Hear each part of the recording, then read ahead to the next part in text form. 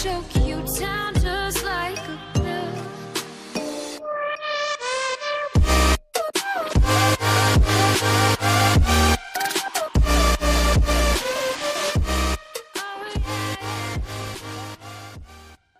Hey guys and welcome back to null is coming. अब तक आपने कहानी का एक बहुत बड़ा हिस्सा वैनम के नजरिए से देखा, लेकिन इस एपिसोड में हम जानेंगे कि नल कहाँ है, वो आ क्यों नहीं रहा। शुरू करने से पहले अगर आपने कॉस्मिक किंग थोर का 9th एपिसोड नहीं देखा है तो मैं अपलोड कर चुका हूँ। आउटर रैम प्लैनेट गनाट के उत्तरी मून से कुछ दूर एक क्री शिप को इमरजेंसी सिग्नल मिला। कहाँ से आ रहा था पता नहीं, लेकिन एक ही बात कहे जा रहा था, बचाने की कोशिश मत करना, बचाने की कोशिश मत करना, बचाने की कोशिश मत करना। क्री स्क्रल अलायंस की शिप जो कि अर्थ के सोलर सिस्टम से वापस आ रही थी, उसे ये एस्केप पोड 2 दिन पहले स्पेस में तैरता हुआ मिला। यहाँ के जनरल कलामरी के कहने पर इस पोड को शिप पे लाया गया। अंदर उन्हें एक स्क्रल मिलता है। वो एकदम से जागा, भागना होगा, हमें भागना होगा, वो आ रहा है। लेकिन गाइस उसे सुला दिया गया। इस स्क्रल का नाम है टेलोस। वो कलामरी से पूछता है मैं कहाँ हूँ। कलामरी ने कहा मेरी शिप के ऊपर, हमें तुम्हारा डिस्ट्रेस सिग्नल मिला था। टेलोस कहता है नहीं हमें जाना होगा। कलामरी ने कहा जाना होगा, मैं यहाँ तुम्हें बचाने के लिए यूनिवर्स के कोने में आया हूँ। टेलोस कहता है तब तो बहुत देर हो चुकी है, हम पहले ही मर चुके हैं। कलामरी ने पूछा मर चुके हैं? तुम अपने साथियों की बात कर रहे हो है ना? उनके साथ क्या हुआ था? आखिर तुम्हें स्पेस में क्या मिला? टेलोस ने कहा कुटाटी को सफलतापूर्वक हराने के बाद एम्परर हल्कलिंग को क्री स्क्रल स्पेस के किनारे पे एक अजीब हलचल का पता चला। प्लैनेट लैगनैक पे जो हमारी टुकड़ी थी उसका संपर्क हमसे टूट गया। एक दिन उन्होंने अचानक से सिग्नल भेजना बंद कर दिया था। फिर स्क्रल इंटेलिजेंस से पता चला कि प्लैनेट टेंटेनेंट जो कि एक स्पार्टक्स कॉलोनी है, उसके बाद प्लैनेट मार्क्यू और फिर प्लैनेट ग्नेरेट के साथ भी वही सब हुआ। इस प्लैनेट पे एक छोटी सी कॉलोनी थी। उनके पास कुछ खास रिसोर्सेज नहीं थे और ना ही कोई बड़ी मिलिट्री थी। हल्कलिंग के कहने पे मैंने एक ग्रुप इकट्ठा किया और मुझे इन सब की छानबीन करने के लिए एक शिप लेकर वहाँ पे भेजा गया। हम उम्मीद कर रहे थे कि कोई टेक्निकल खराबी होगी, लेकिन हमारा ध्यान इस तरफ नहीं गया कि ये प्लैनेट्स गैलेक्सी में एक पैटर्न बना रहे थे, एक रास्ता। गाइस फिर पास्ट में चलते हैं। इस शिप के कैप्टन एवरोम कह रहे हैं मुझे ये शांति पसंद नहीं आ रही, मुझे मौत की तरह महसूस हो रहा है। टेलोस तुम्हें कुछ मिला? टेलोस ने कहा कुछ नहीं, ऐसा लग रहा है जैसे पूरा प्लैनेट ठंडा पड़ गया हो। इथन एडवर्ड्स कहता है मैं सिग्नल भेजना जारी रख सकता हूँ, लेकिन कोई रिस्पॉन्स नहीं आ रहा। अगर इस प्लैनेट पे कोई जिंदा है तो वो हमें दिखाना नहीं चाहते। लेकिन तभी मिलेंस देखती है मुझे एक सिग्नल मिल रहा है, ये एक एस्केप पोड है। रुको, ये सिर्फ एक पोड नहीं है, ये देखो। पहले मुझे लगा कि स्पेस में फैला हुआ कचरा था, लेकिन ये स्पेस में तैर रहे एस्केप पोड्स हैं। कैप्टन एवरोम ने पूछा क्या उनमें से कोई जिंदा है? मिलेंस कहती है ऐसा लग रहा है कि कोई चीज मुझे उनको स्कैन करने से रोक रही है। इन एस्केप पोड्स के अंदर एक ऑर्गेनिक चीज दिखाई दे रही है। सिग्नल बहुत कम आ रहा है, मैं नहीं बता सकती कि ये क्या चीज है और ये भी नहीं कि वो जिंदा है या नहीं। एवरोम कहता है बेशक कम ही सही, लेकिन सिग्नल तो आ ही रहा है ना। हमें ये मानना होगा कि वो स्क्रल्स जिंदा हैं, और अगर हमारे सेंसर्स हमें कुछ नहीं दिखा रहे तो हम खुद जाकर देखेंगे।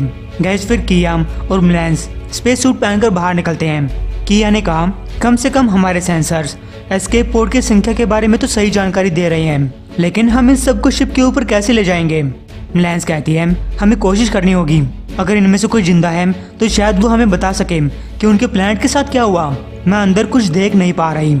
शीशे के ऊपर कोई चीज लगी हुई है, ये खून भी हो सकता है। मैं इस एस्केप पोड को वापस शिप के अंदर ले जा रही हूँ। अपने कम्युनिकेशन चालू रखना। ईथन मेडिकल रूम तैयार करो, हो सकता है कि ये वाला घायल है। तो गाइस किया दूसरे एस्केप पोड को देखने जाता है।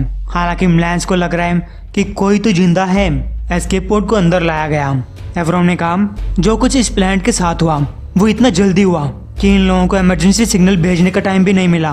बस ये लोग स्पेस में भाग पाए और उम्मीद करते रहे, प्रार्थना करते रहे कि शायद कोई उनको बचा ले। हमें जानना होगा कि ऐसी कौन सी चीज थी जिससे डरकर वो इस तरीके से उतावले हो भाग रहे थे। गाइस पोर्ट खोला गया, अंदर स्क्रल जिंदा था। वो हेल्प मांग रहा है, लेकिन एवरोन ने सभी को पीछे हटने के लिए कहा ये एक जाल है, क्योंकि गाइस एस्केप पोड के अंदर एक सिम्बियोट भी था। उसने एवरोन के ऊपर हमला किया। एवरोन सभी को भागने का ऑर्डर देता है। मिलेंस कहती है मैं तुम्हें छोड़कर नहीं जाऊंगी, लेकिन ईथन ने कहा हमारे पास टाइम नहीं है। हमें जाना होगा। गैस तभी उस सिम्बियोट ने एवरोम को मार डाला। भागते हुए मिलेंस कह रही है हमें इसको सील करना होगा इससे पहले कि यहाँ से भाग जाए। हमें बाकियों को सावधान करना होगा कि यह अब भी बाहर है। अगर हमने उसे वार्निंग नहीं दी तो उसके साथ भी यही सब होने वाला है। गैस उन्होंने कमरे को सील तो कर दिया लेकिन वो सिम्बियोट फिर भी बाहर निकल आया। उसने ईथन को पकड़ लिया। ईथन ने कहा तुम जाओ, मैं ठीक हूँ। गैस फिर मिलेंस किया से कॉन्टेक्ट करती है और कह रही है वापस शिप पे आ जाओ, हमें जाना होगा। किया पूछता है वहाँ हो क्या रहा है, लेकिन मिलेंस की आवाज़ कट कट के आ रही है। उसने कहा कि मैं कुछ सुन नहीं पा रहा। मिलेंस कहती है हर एक पॉड एक टाइम बॉम्ब है। लेकिन तभी किया को अपनी तरफ आती हुई कुछ उड़ती हुई चीजें दिखाई दी। ये नल के सिम्बियोट ड्रैगन्स थे। ये देखकर किया की फट जाती है। एवरोम, मिलेंस, टेलोस, हम यहाँ नहीं रुक सकते, बाहर कोई चीज है। मुझे लगता है वो सब सिम्बियोट से भरे हुए हैं। कम्युनिकेशन चालू करो और एम्पायर को वार्निंग दो।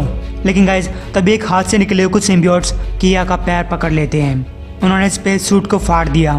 मेरे सूट के अंदर कुछ है, वो मेरा पैर पकड़ रहा है। ओ गॉड, मेरा पैर जल रहा है, मैं इसे अपने अंदर फील कर सकता हूँ, ये जल रहा है, जल रहा है। तभी उसका हेलमेट फाड़ दिया गया और किया की आवाज बंद हो चुकी थी। अंदर टेलोस ये सब देख रहा था। क्या ड्रैगन्स हैं? तभी मिलेंस भागती हुई आई। किया कहाँ पे है? क्या वो वापस शिप पे पहुंचा? टेलोस ने कहा उससे हमारा संपर्क टूट गया। मिलेंस कहती है तब तो वो मर चुका है। एवरोम और ईथन भी शायद मर चुके हैं। ये पॉड सिम्बियोट से भरे हुए हैं और अब वो शिप के अंदर हैं। हमें यहाँ से भागना होगा। अगर ऐसा नहीं किया तो हमारी हालत भी उन सब की तरह होगी। प्लूटार्च स्टार सिस्टम की तरफ चलो। एक बार हम वहाँ पहुँचे तो हम दूसरों को अलर्ट कर सकते हैं। लेकिन गाइस वो ड्रैगन शिप तक पहुँच चुके थे। उन्होंने शिप को आगे बढ़ने से रोक लिया, यहाँ तक कि उसका इंजन भी बंद कर दिया। इन लोगों का इस तरीके के सिम्बियोट्स के साथ सामना नहीं हुआ था। उन सिम्बियोट्स ने शिप के ऊपर कंट्रोल कर लिया।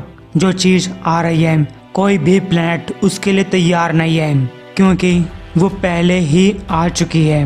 गैस फिर उस शिप को फाड़ा जाता है और बहुत सारे सिम्बियोट्स चिल्लाते हुए अंदर आए।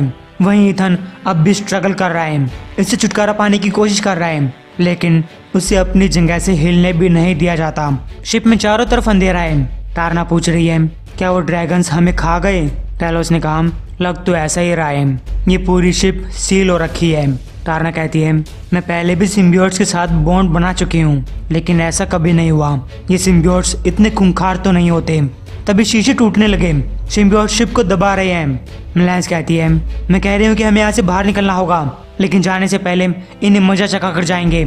मैंने शिप को सेल्फ डिस्ट्रक्ट पे रख दिया है और इस दरवाजे के बाद आर्टिफिशियल ग्रेविटी सेट कर दी है। टेलोस पूछते हैं क्या हमारे एस्केप पोड्स इन सब से बचकर निकल पाएंगे? मिलेंस ने कहा यह पता लगाने का सिर्फ एक ही तरीका है। तैयार हो? गैस गेट खोला गया। रुकना मत, चाहे कुछ हो जाए, समझ गए?